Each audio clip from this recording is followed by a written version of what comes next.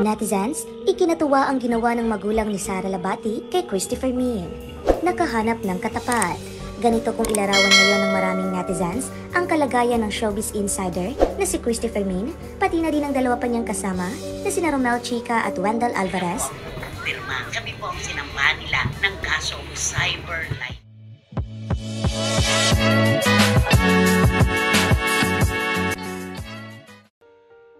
Kung matatandaan, maraming spekulasyon ang lumabas matapos na magbahagi ng isang larawan si Esther Labati sa kanyang IG account kung saan makikita sila ng kanyang asawa na nasa harapan ng DOJ o Department of Justice Building.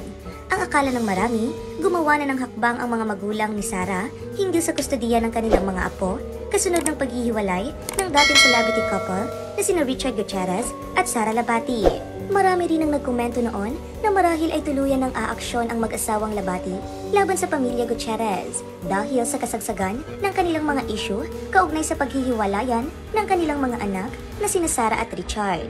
Ngunit laking gulat nga ngayon ng mga netizens dahil hindi pala ni isang miyembro ng pamilya Gutierrez ang kanilang sinampahan ng reklamo, kundi ang showbiz insiders na sina Christy Fermin, Romel Chica at Wendell Alvarez. Ang balitang ito ay kinumpirma mismo ng tatlo sa kanilang programa. Ayon kay Christy, nagkaharap na po kami ng minsan ni Aling Esther at naging maayos po ang aming pagkikita sa Piskalya ng Quezon City. Kami po yon. Huwag na po kayong manghula na baka may isinampa kay Richard Gutierrez. Kami po ang sinampahan nila ng kasong cyber libel. Dagdag pa nito.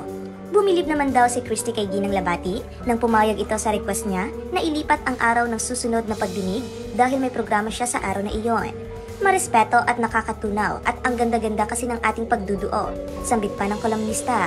Samantala, pinasalamatan naman ni Christy sina Annabel Rama at Eddie Gutierrez, mga magulang ni Richard na manugang ni Ginang Labati, dahil hindi sila iniwan ng mga ito sa ere. Samantala, narito naman ang komento ng mga netizens.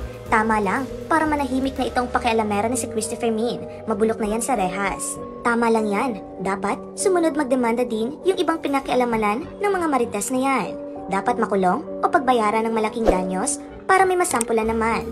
Ipakulong nyo, sobra ng pakikialam sa buhay ng buhay. Kahit yan ang work nila, sumusobra naman kasi. Dapat yan, makulong ng madala.